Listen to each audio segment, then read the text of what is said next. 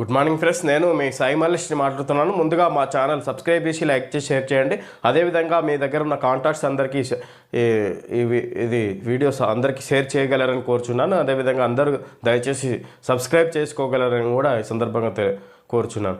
ఈరోజు వార్తలను ముఖ్యాంశాలు తెలుసుకుందాం. ఆంధ్రజ్యోతి దినపత్రిక 8 బంతుల్లో 8 సిక్సర్లు, 11 బంతుల్లో half century. Meghalaya cricketer Akash world record. అరుణాచల్తో రంజీ ప్లేట్ మ్యాచ్.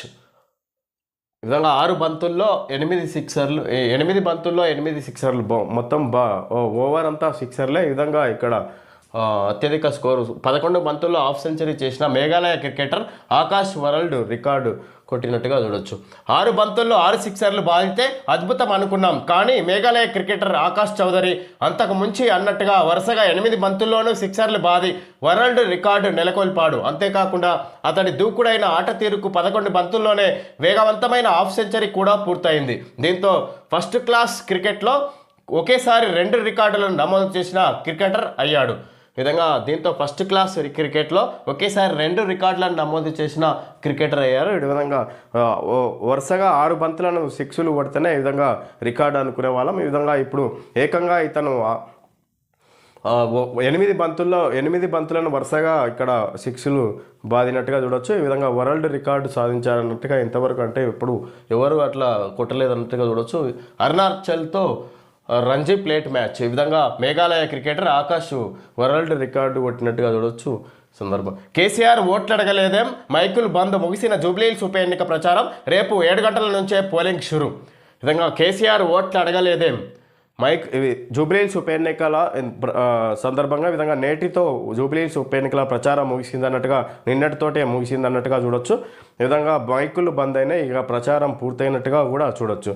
ఈ సందర్భంగా CM Revanth Reddy press meet నిర్వహించి మాట్లాడినట్టుగా చూడొచ్చు. కేసీఆర్ ఓట్లు అడగలేదు, ఎందుకు ప్రచారంలో పాల్గొనలేదు, ప్రెస్ మీట్ నిర్వహించి అయినా ఎందుకు జూబ్లీహిల్స్ ప్రజలను ఓట్లు అడగలేదు అన్నట్టుగా సీఎం రేవంత్ రెడ్డి మాట్లాడుతున్నట్టుగా చూడొచ్చు. జూబ్లీహిల్స్ ఓటర్లకు ఎందుకు విజ్ఞప్తి చేయలేదు, దీన్ని బట్టి కేటీఆర్ హరీష్పై ఆయన ఆలోచనలను అర్థం చేసుకోవచ్చు.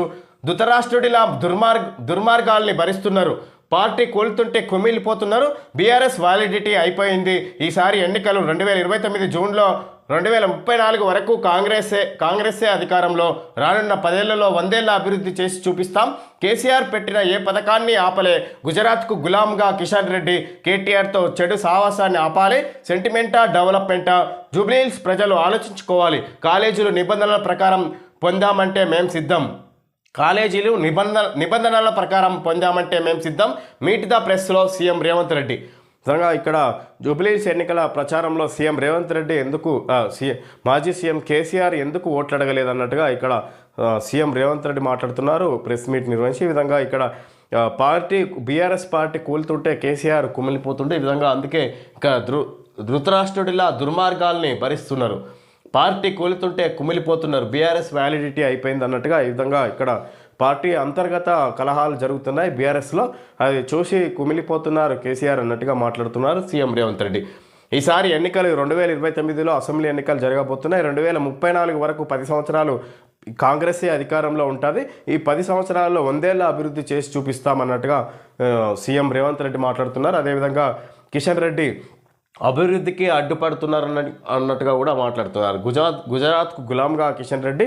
అదేవిధంగా ఇక్కడ చెడు సావాసాన్ని విడివాలే, కేటీఆర్తో ఉన్న చెడు అది సావాసం బాగాలేదన్నట్టుగా మాట్లాడుతున్నారు. అదేవిధంగా సెంటిమెంటా డెవలప్మెంటా ఆలోచించుకొని ఓట్లేయాలన్నట్టుగా జూబ్లీహిల్స్ ప్రజలను ఉద్దేశించి కూడా మాట్లాడుతున్నట్టు చూడొచ్చు.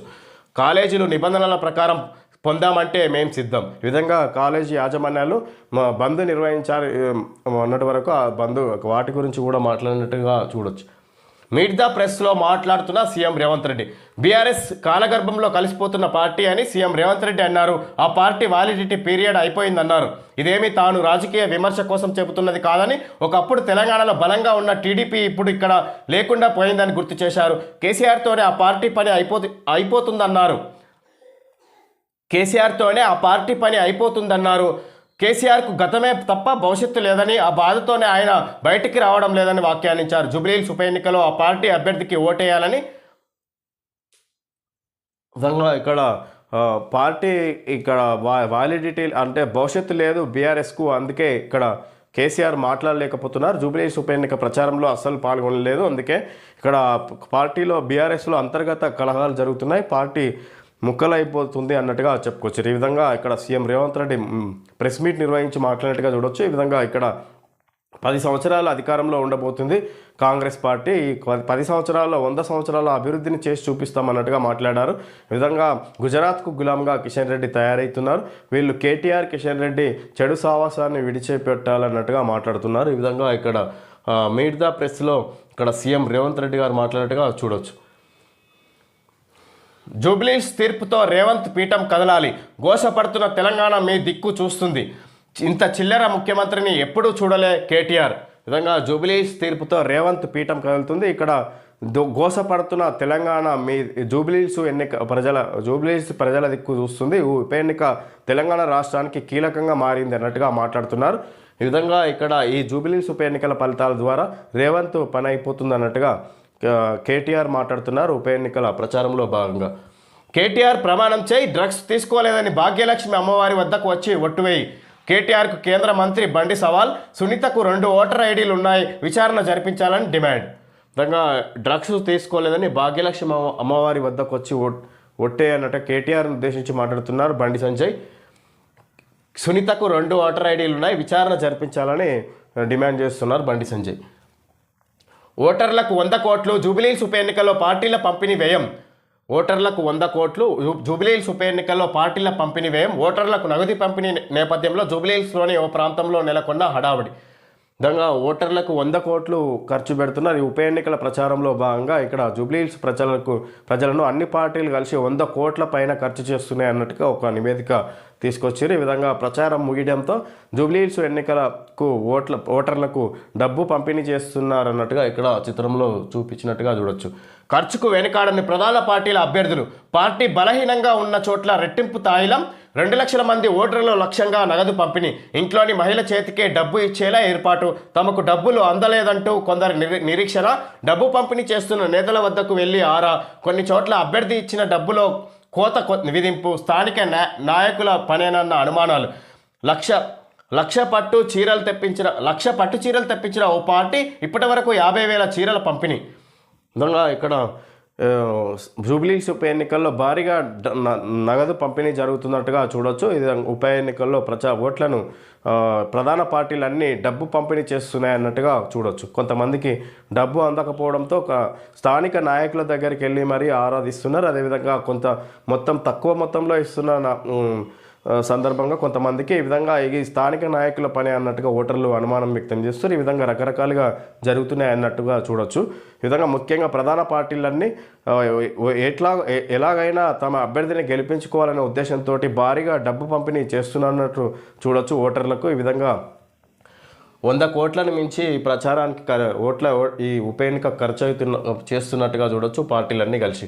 అటు అధికార కాంగ్రెస్, ఇటు విపక్ష బీఆర్ఎస్ రెండు ప్రతిష్టాత్మకంగా తీసుకున్న జూబ్లీహిల్స్ ఉప ఎన్నికను నువ్వా నేనా అన్నట్టుగా హోరాహోరీగా సాగుతుంది. దీంతో ఖర్చు పరంగాను ఈ ఉప ఎన్నిక కొత్త రికార్డులు సృష్టిస్తుంది. గతంలో ఎన్నడూ లేని విధంగా హైదరాబాద్ మహానగరంలో ఒక ఉప ఎన్నికకు ప్రధాన రాజకీయ పార్టీలు కేవలం ఓటర్లకు పంపిణీ చేసేందుకే 100 కోట్లు ఖర్చు చేస్తున్నాయి. 1-2 సందర్భాల్లో మినహాయిస్తే హైదరాబాద్ నగర శివారులో ఎన్నికల కోసం ఒక్క నియోజకవర్గంలోనే 100 కోట్లు ఖర్చు చేసిన పరిస్థితి గతంలో ఎప్పుడూ లేదు. కోర్ ఏరియాలోని 15 నియోజకవర్గాల్లో ఎన్నికల వ్యయం మరింత తక్కువగా ఉంటుంది. ఓట్లకు నోట్ల పంపిణీ కూడా పరిమితంగా జరుగుతుంది. కానీ ఈసారి జూబ్లీహిల్స్ ఉప ఎన్నికకు ప్రధాన పార్టీల అభ్యర్థులు పెడుతున్న ఖర్చు అంచనాలకు అందడం లేదు. ప్రచారం మొదలైనప్పటికీ ప్రస్తుతం జరుగుతున్న కేవలం నగదు పంపిణీ మాత్రమే 100 కోట్లు దాటుతుందన్నట్టుగా ఇక్కడ చూడొచ్చు. ఈ విధంగా ఇప్పటి వరకు హైదరాబాద్ నియోజకవర్గంలో ఎక్కడ చూసినా కూడా 100 కోట్లు ఇంత పెద్ద మొత్తంలో జరగలేదు అన్నట్టుగా నగదు పంపిణీ చెప్పుకొస్తారు. ఈ విధంగా నువ్వా నేనా అన్నట్టుగా ఖర్చు పెడుతున్నారు అన్నట్టుగా చూడొచ్చు. ఇటు బీఆర్ఎస్, కాంగ్రెస్ ఎలాగైనా తమ అభ్యర్థిని గెలిపించుకోవాలనే ఉద్దేశంతో భారీగా నగదు పంపిణీ జరుగుతుందన్నట్టుగా చూడొచ్చు ఉప ఎన్నిక ప్రచారంలో భాగంగా. పోలింగ్ డే డ్రోన్ల నిఘా రాష్ట్రంలో తొలిసారి వాడకం. పోలింగ్ కేంద్రాల్లో వెబ్ కాస్టింగ్, జిహెచ్ఎంసీ ఆఫీస్ నుంచి పరిశీలన. ఎన్నికల అధికారి కర్ణన్. విధంగా ఎన్నికల అధికారి కర్ణన్ తెలియజేస్తున్నారు. ఈ విధంగా పోలింగ్ విధానాన్ని డ్రోన్ కెమెరాల ద్వారా పరిశీలించబోతున్నారు. తొలిసారిగా ఇది విధానం అమలులోకి తీసుకురాబోతున్నట్టుగా చూడొచ్చు. పోలింగ్ డే డ్రోన్ల నిఘా. అధికారం శాశ్వతం అనుకున్న వారి అధికారం శాశ్వతం అనుకున్న వారిని ప్రజలు ఇంట్లో కూర్చోబెట్టారు. నేను ఎన్నో సమస్యలను కేసీఆర్ దృష్టికి తీసుకెళ్లినా ఫలితం లేదు. 20 ఏళ్ళు బీఆర్ఎస్లో పనిచేసిన నన్ను అవమానకరంగా బయటికి పంపారు. కేసీఆర్ తండ్రిగా పిలిస్తే వెళ్తా, రాజకీయంగా వెళ్లే పరిస్థితి లేదు. నేను అవమానాన్ని తట్టుకోలేను. పాలిటిక్స్ పక్కాగా చేస్తా. ఆడబిడ్డలు రాజకీయం చేస్తే ఎట్లుంటుందో చూపిస్తా. హరీష్ బినామీ కంపెనీకి వరంగల్ సూపర్ స్పెషాలిటీ ఆసుపత్రి పనులు 1100 కోట్ల నుంచి 1700 కోట్లకు అంచనా వ్యయం పెంచేసుకున్నారు. మీట్ ద ప్రెస్లో తెలంగాణ జాగృతి అధ్యక్షురాలు కవిత. ఈ విధంగా అధికారం శాశ్వతం అనుకున్న వారిని ప్రజలు ఇంట్లో కూర్చోబెట్టారు. ఈ విధంగా ఇక్కడ గౌరవనీయులు కవిత గారు మాట్లాడుతున్నారు. ఈ విధంగా ఇక్కడ నాకు బీఆర్ఎస్కు రాజకీయంగా ఎలాంటి సంబంధం లేదు. ఆడబిడ్డ తలుచుకుంటే రాజకీయం ఏ విధంగా చేయగలదో చేసి చూపిస్తా అన్నట్టుగా కవిత గారు మాట్లాడుతున్నారు. ఈ విధంగా నేను ఎన్నో సమస్యలను కేసీఆర్ దృష్టికి తీసుకెళ్లిన ఫలితం లేదు. 20 ఏళ్ళు బీఆర్ఎస్లో పనిచేసిన నన్ను అవమానకరంగా బయటికి పంపారు. రాజకీయంగా కలిసి పనిచేసే పరిస్థితి లేదు. సొంత పార్టీ ద్వారా నేను రాజకీయం చేసి చూపిస్తా. నేను అవమానాన్ని తట్టుకోలేను. పాలిటిక్స్ పక్కా చేస్తా. ఆడబిడ్డలు రాజకీయం చేస్తే ఎట్లుంటుందో చూపిస్తా అన్నట్టుగా హరీష్ బినామీ కంపెనీకి వరంగల్ సూపర్ స్పెషాలిటీ ఆసుపత్రి పనులు 1100 కోట్ల నుంచి 1700 కోట్లకు అంచనా వ్యయం పెంచేసుకున్నారు. ఈ విధంగా ఇక్కడ మీట్ ద ప్రెస్లో తెలంగాణ జాగృతి అధ్యక్షులు కవిత గారు మాట్లాడినట్టుగా చూడొచ్చు. అధికారం ఎవరికి శాశ్వతం కాదని, అలా శాశ్వతం అనుకున్న వాళ్ళను ప్రజలు ఇంట్లో కూర్చోబెట్టారని తెలంగాణ జాగృతి అధ్యక్షురాలు కల్వకుంట్ల కవిత పేర్కొన్నారు. తాను ఉద్యమ సమయంలో బతుకమ్మ సంబరాల పేరుతో ప్రతి పల్లె తిరిగానని, కానీ ప్రభుత్వం ఏర్పడ్డాక ప్రోటోకాల్ పేరుతో తనను నిజామాబాద్కి కట్టడి చేశారని ఆరోపించారు. తనను అకారణంగా బీఆర్ఎస్ నుంచి సస్పెండ్ చేశారని బీఆర్ఎస్ను సస్పెండ్ చేశారని, తెలంగాణ రాకముందుకు పల్లె తిరిగి బతుకమ్మ సంబరాలు నిర్వహించాను, కానీ అధికారం వచ్చాక నన్ను నిజామాబాద్కే పరిమితం చేశారన్నట్టుగా కవిత గారు మాట్లాడుతున్నారు. ఈ విధంగా ఇక్కడ ఈ అధికారం ఎప్పటికీ శాశ్వతం కాదని, అలా శాశ్వతం అనుకున్న వాళ్ళను ప్రజలు ఇంట్లో కూర్చోబెట్టారన్నట్టుగా ఇక్కడ బీఆర్ఎస్ను ఉద్దేశించి ప్రధానంగా మాట్లాడినట్టుగా చూడొచ్చు. ఈ విధంగా ముఖ్యంగా బీఆర్ఎస్ టార్గెట్గా కవిత గారు మాట్లాడినట్టు చూడొచ్చు. ఈ విధంగా ఇక్కడ ఆడబిడ్డ రాజకీయం చేస్తే ఎలా ఉంటుందో చేసి చూపిస్తా అన్నట్టుగా ఈ సందర్భంగా ఇక్కడ మాట్లాడినట్టుగా చూడొచ్చు. దేశాన్ని మత ప్రాతిపదికన విభజించడమే కాంగ్రెస్ అంటే ముస్లింలు, ముస్లిం అంటే కాంగ్రెస్ అంటారా? రేవంత్ వ్యాఖ్యలపై రాజ్నాథ్ మండిపాటు. ఇది కాంగ్రెస్ సంస్కృతి అంటూ బీహార్ ఎన్నికల ప్రచారంలో ఆగ్రహం. ఈ విధంగా దేశాన్ని మత ప్రాతిపదికన విభజించడమే కాంగ్రెస్ అంటే ముస్లింలు అంటే కాంగ్రెస్ అంటారా? రేవంత్ వ్యాఖ్యలపై రాజ్నాథ్ సింగ్ మండిపాటు. ఇది కాంగ్రెస్ సంస్కృతి అంటూ బీహార్ ఎన్నికల ప్రచారంలో రాజ్నాథ్ సింగ్ బీజేపీ నేత ఈ విధంగా మాట్లాడినట్టుగా చూడొచ్చు. తెలంగాణ ముఖ్యమంత్రి రేవంత్ రెడ్డిపై రక్షణ మంత్రి రాజ్నాథ్ సింగ్ మండిపడ్డారు. కాంగ్రెస్ అంటే ముస్లింలు అని ఆయన అన్నారని, ఇది దేశాన్ని మత ప్రాతిపదికన విభజించడమేనని చెప్పారు. బీహార్ ఎన్నికల ప్రచారంలో భాగంగా చివరి రోజైన ఆదివారం ఆయన ఔరంగాబాద్ ససారాంలో జరిగిన బహిరంగ సభల్లో ప్రసంగించారు. తెలంగాణ సీఎం చెప్పింది విన్నారా? కాంగ్రెస్ అంటే ముస్లింలు అంటే కాంగ్రెస్ అన్నట్టుగా ఈ విధంగా ఇక్కడ మత ప్రాతిపదికన దేశాన్ని విభజించడమే కాంగ్రెస్ పైన ఆ విధంగా మాట్లాడడం ఇది దేశ సంస్కృతికే విభిన్నం అన్నట్టుగా చెప్పుకొచ్చారు. ఈ విధంగా వ్యతిరేకంగా మాట్లాడారు అన్నట్టుగా రేవంత్ రెడ్డిని ఉద్దేశించి మాట్లాడగా చూడొచ్చు కేంద్ర మంత్రి రాజ్నాథ్ సింగ్. బీహార్ ఎన్నికల ప్రచారంలో భాగంగా ఆయన మాట్లాడినట్టుగా చూడొచ్చు. ఈ సందర్భంగా ఓట్ల చోరీని అడ్డుకుంటే బీహార్లో గెలుపు మాదే. దేశాన్ని విభజించడానికి ప్రయత్నిస్తున్న బీజేపీ, ఆర్ఎస్ఎస్, రాహుల్ గాంధీ. మోడీ, షా ఎక్కడికి వెళ్ళినా ఓట్ల చోరీపై దొరికిపోతారని వ్యాఖ్య. సాత్పురా టైగర్ రిజర్వ్లో రాహుల్ సఫారీ. బీజేపీ విమర్శలు. శిక్షణ శిబిరానికి ఆలస్యంగా రాహుల్ శిక్షగా 10 బస్కీలు. విధంగా ఓట్ల చోరీని అడ్డుకుంటే బీహార్లో గెలుపు మాదే. దేశాన్ని విభజించడానికి యత్నిస్తున్న బీజేపీ, ఆర్ఎస్ఎస్. ఈ విధంగా రాహుల్ గాంధీ బీహార్ ఎన్నికల ప్రచారంలో, అసెంబ్లీ ఎన్నికల ప్రచారంలో చివరి రోజు భాగంగా రాహుల్ గాంధీ హాజరై మాట్లాడినట్టుగా చూడొచ్చు. బీజేపీ ఈ విధంగా దేశాన్ని విభజించడానికి యత్నిస్తున్న బీజేపీ, ఆర్ఎస్ఎస్ వీళ్ళు దేశాన్ని విభజించడానికి ప్రయత్నిస్తున్నట్టుగా రాహుల్ గాంధీ మాట్లాడారు. అదేవిధంగా మోడీ, షా ఎక్కడికి వెళ్ళినా ఓట్ల చోరీపై దొరికిపోతారని వ్యాఖ్య.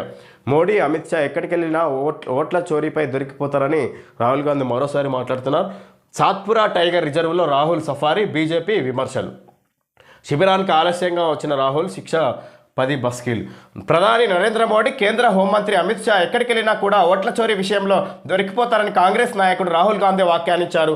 ఓట్ల చోరీని అడ్డుకుంటే బీహార్లో 100% ఇండియా కూటమి అధికారంలోకి వస్తుందని ధీమా వ్యక్తం చేశారు. బీహార్ ఎన్నికల ప్రచారంలో భాగంగా ఆదివారం ఆయన కిషన్గంజ్ పూర్నియా సభల్లో మాట్లాడారు. దేశాన్ని విభజించడానికి బీజేపీ ఆర్ఎస్ఎస్ ప్రయత్నిస్తున్నాయని ఆరోపించారు.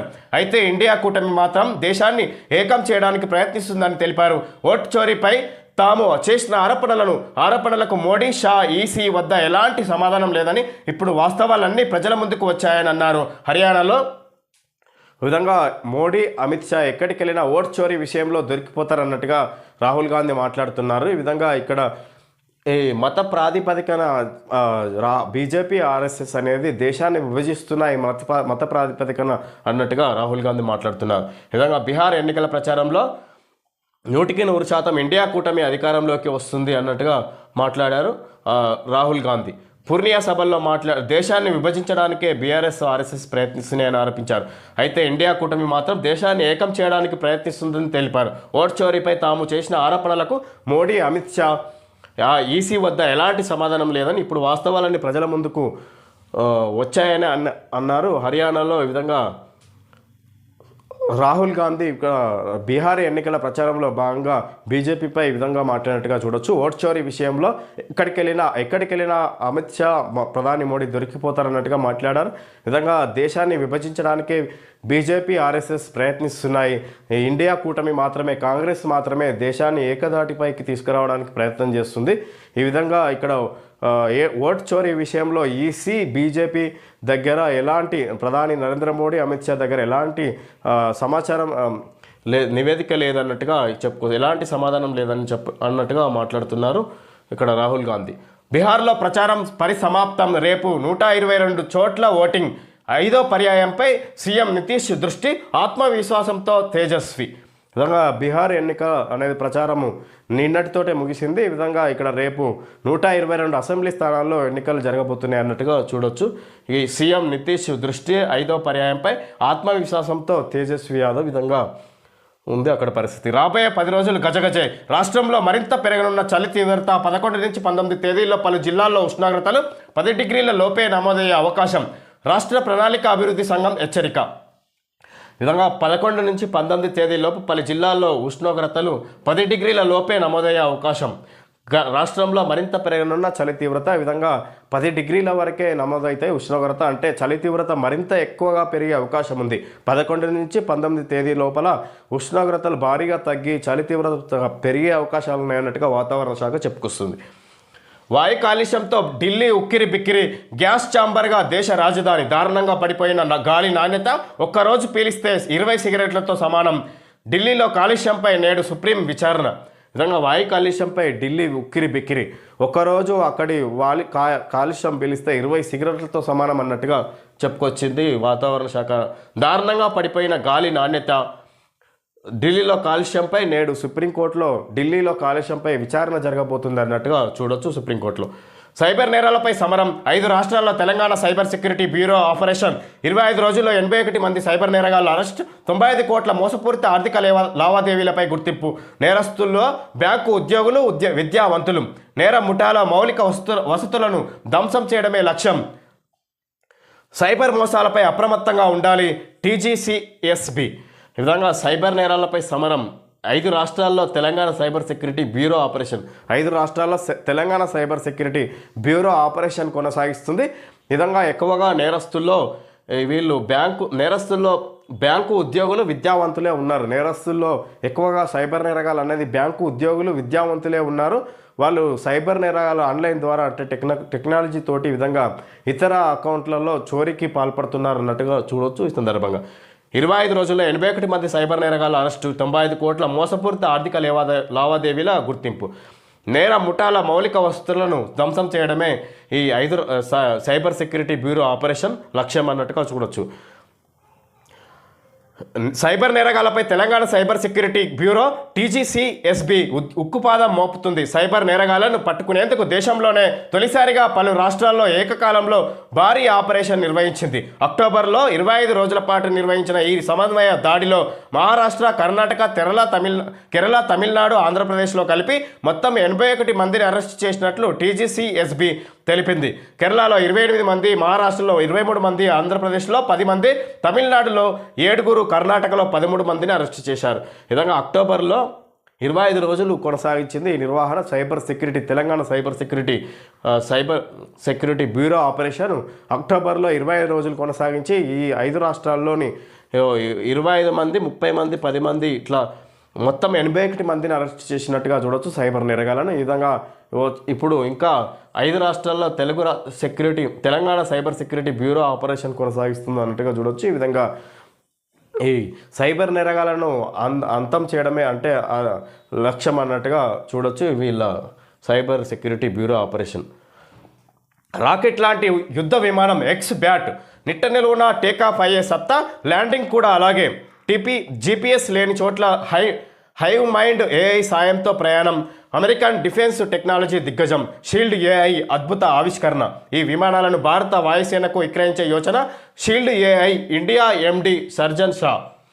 విధంగా రాకెట్ లాంటి యుద్ధ విమానం ఎక్స్ బ్యాలెట్ ఇది అమెరికా తయారు చేసుకొచ్చింది. అంటే ఇక్కడ ఎక్కడైతే ఇక్కడ లొకేషన్ GPS లేని చోట్ల హైవ్ మైండ్ AI సాయంతో ప్రయాణం, అమెరికన్ డిఫెన్స్ టెక్నాలజీ దిగ్గజం షీల్డ్ AI అద్భుత ఆవిష్కరణ. ఈ విమానాలను భారతీయ వాయుసేనకు విక్రయించే యోచన. ఈ విధంగా GPS పనిచేయని దగ్గర ఇక్కడ హైవ్ మైండ్ AI సాయంతో ప్రయాణం చేస్తుంది.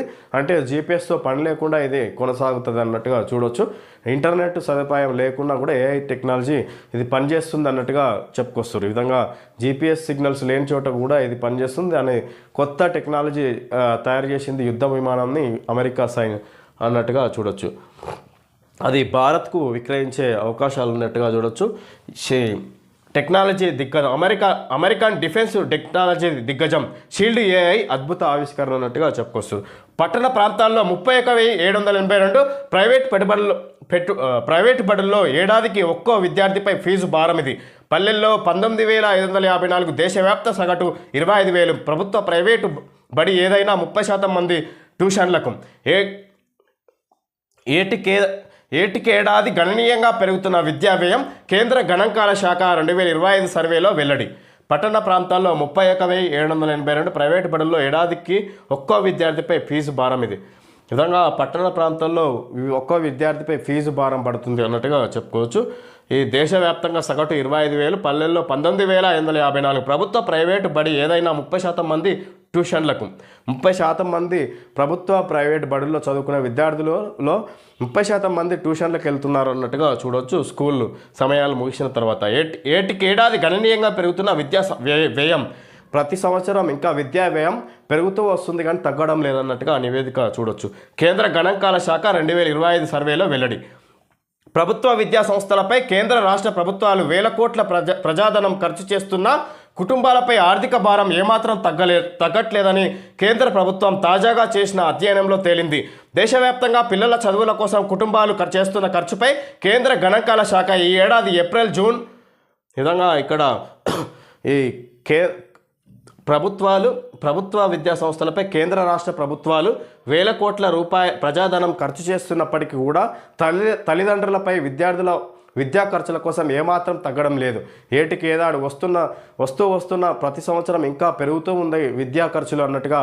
కానీ తల్లిదండ్రులకు ఇంకా విద్యా ఖర్చులు పెరుగుతూ ఉన్నాయి కానీ తగ్గడం లేదన్నట్టుగా ఈ సర్వేలో వెల్లడైంది. కేంద్ర గణాంకాల శాఖ 2025 సర్వేలో వెల్లడైనట్టుగా చూడొచ్చు. పిల్లల చదువుల కోసం కుటుంబాలు చేస్తున్న ఖర్చుపై కేంద్ర గణాంకాల శాఖ ఈ ఏడాది ఏప్రిల్ జూన్లో చేసిన సర్వేలో వెల్లడైనట్టుగా చూడొచ్చు. భారీ ఉగ్ర కుట్ర భగ్నం, ముగ్గురిని అరెస్ట్ చేసిన గుజరాత్ ATS. భారీ ఉగ్ర కుట్ర భగ్నం, ముగ్గురిని అరెస్ట్ చేసిన గుజరాత్ ATS. ఒకరు హైదరాబాద్ డాక్టర్, 2 UP వాసులు.